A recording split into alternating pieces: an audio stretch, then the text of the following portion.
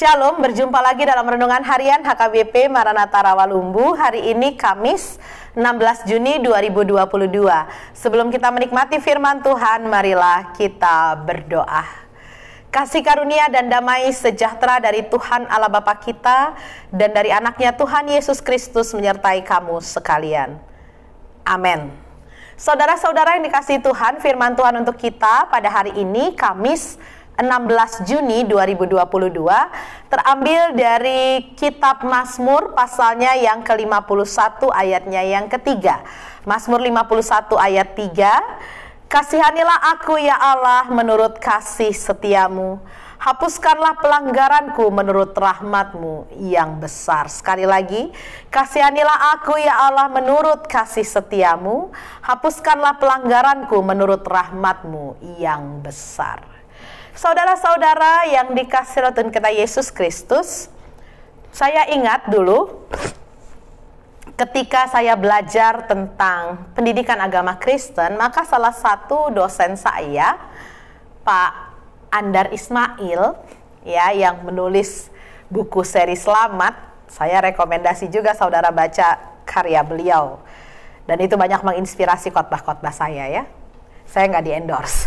Nah, saudara-saudara yang dikasihi Tuhan, beliau mengingatkan kami bahwa kalau ada buku yang paling jujur di dunia, itu adalah Alkitab.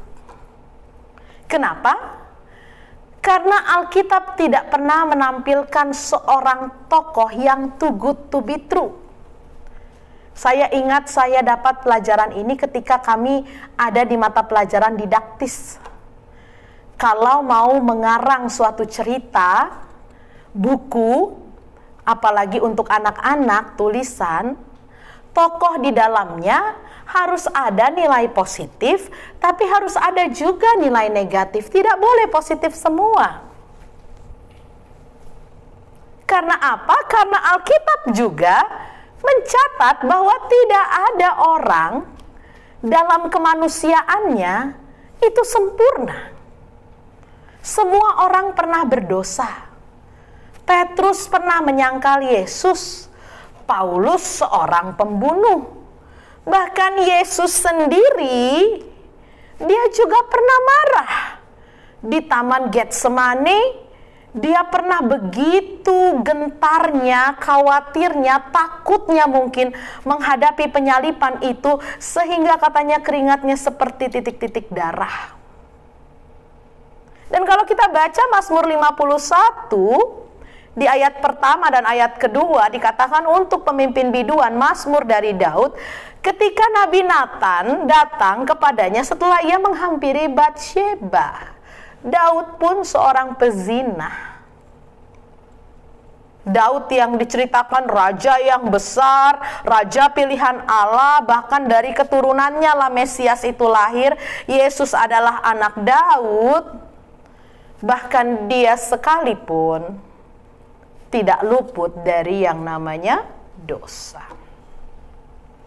Oleh sebab itu, saudara-saudara, ketika kita melakukan dosa, memang jujur pasti hati kita tertuduh. Karena itu banyak sekali orang kalau dipanggil menjadi sintua, dipanggil ayo jadi song leader di gereja, ayo jadi parhalado, partohonan atau non partohonan di gereja. Orang selalu menampik dengan bilang apa? Godang nari dope dosaku inang pandita, unang joau. Masih banyak dosaku. Jangan aku dulu, masih banyak pelanggaranku, masih banyak kesalahanku. Karena apa? Karena betul hati kita pasti menuduh kita. Bahkan saya sendiri pun sebagai pendeta ketika saya mengkhotbahkan sesuatu yang belum bisa saya lakukan, hati saya menuduh saya loh. Ya. Dulu ketika saya belum berumah tangga, saya memberikan khotbah kepada orang berumah tangga, kadang hati saya menuduh saya, kamu ngomong seperti itu, kamu kan belum merasakan punya suami, belum merasakan konflik dengan suami, belum tahu bagaimana itu berumah tangga. Pasti ada, ya. Dan bahkan berkali-kali saya ceritakan, saya sering kali menangis ketika mempersiapkan khotbah. Kenapa? Karena saya saja belum bisa melakukannya, Tuhan. Kenapa saya harus mengkhotbahkannya? Dan itu sangat berat buat saya. Namun saudara-saudara, puji Tuhan, kalau Tuhan adalah Allah yang tidak terfokus pada dosa kita. Kalau Tuhan terfokus pada dosa kita, maka selama-lamanya Allah menjadi Allah yang pendendam.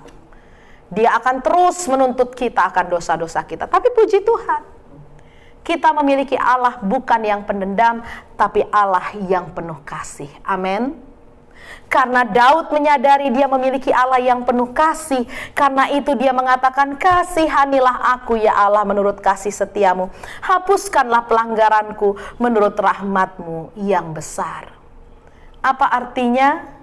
Artinya memang tidak seorang pun dari kita yang tidak pernah berbuat dosa. Tidak seorang pun dari kita yang tidak memiliki kelemahan. Tidak seorang pun dari kita yang tidak memiliki kekurangan atau ketidaksempurnaan. Kita semua adalah orang-orang jolmana martihas kalau bahasa Bataknya. Orang-orang yang cacat, orang-orang yang punya kekurangan di hadapan Tuhan.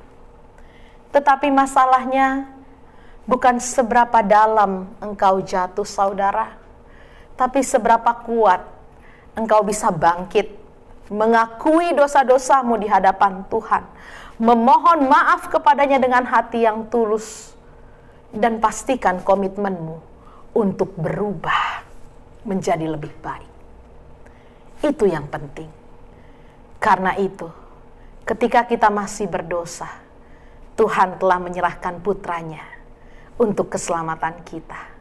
Itu membuktikan bahwa ada harapan buat kita, manusia berdosa, untuk diselamatkan. Tapi yang penting bagi Tuhan adalah, mari datang. Akui dosa-dosamu dengan tulus. Mohon ampunlah kepada Tuhan. Minta maaflah kepada orang yang engkau sakiti. Jangan keraskan hatimu dan berkata, aku kan cuma bercanda gitu aja tersinggung. Siapa suruh dia yang baper? No. Kita nggak pernah tahu kondisi teman kita. Mungkin buat kita bercanda, pesek lo, hitam lo, udah keriting, jerawatan, hidup lagi. Ya, sering kita enteng mengucapkan seperti itu. Padahal kita tidak tahu, mungkin teman yang kita ucapkan itu, dia sangat tersakiti. Dia merasa dirundung atau dibully, dan itu bisa mematahkan karakternya. Dan oleh sebab itu, mari saudara, ingatlah akan dosa-dosamu, tapi jangan mau jadi tertuduh terus atas dosa-dosamu. Bangkitlah, akui dosa-dosamu di hadapan Tuhan. Minta maaflah kepada orang-orang yang kau sakiti hatinya. Selesaikanlah perkaramu dengan mereka. Selesaikanlah perkaramu dengan Allah. Dan mari bangkit menjadi manusia-manusia baru di dalam Tuhan. Tuhan memberkati saudara. Mari kita berdoa.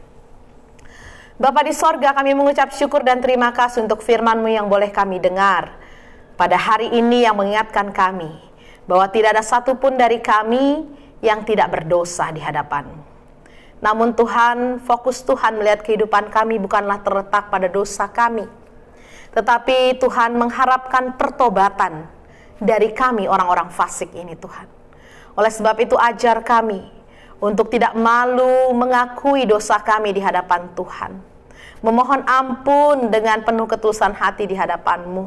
Bahkan mau juga meminta maaf kepada orang-orang yang telah kami sakiti hatinya. Dan kami mau berubah dari perbuatan kami yang tidak baik itu menuju perbuatan yang menyukakan hati Tuhan. Tolong kami Tuhan supaya kami bisa melakukan firman-Mu itu dalam hati kami. Berkatilah seluruh jemaat Tuhan yang menyaksikan renungan harian pada hari ini. Berikan kami kesehatan, pelihara kami dengan rezeki yang cukup memenuhi kebutuhan hidup kami sehari-hari. Berkati jemaat-Mu dimanapun mereka berada Tuhan. Berkati yang studi, Tuhan beri kepintaran, yang bekerja, Tuhan berkati pekerjaan kami, yang berumah tangga berkati keluarga kami. Yang sakit Tuhan sembuhkan, yang berduka Tuhan hiburkan hatinya, yang berbeban berat Tuhan berikan jalan keluar. Dan yang hari ini berulang tahun juga Tuhan tambahkan panjang umur, kesehatan, dan sukacita dalam hati mereka. Terpujilah Engkau ya Tuhan, dengarkanlah doa kami ini dalam Kristus Yesus kami berdoa.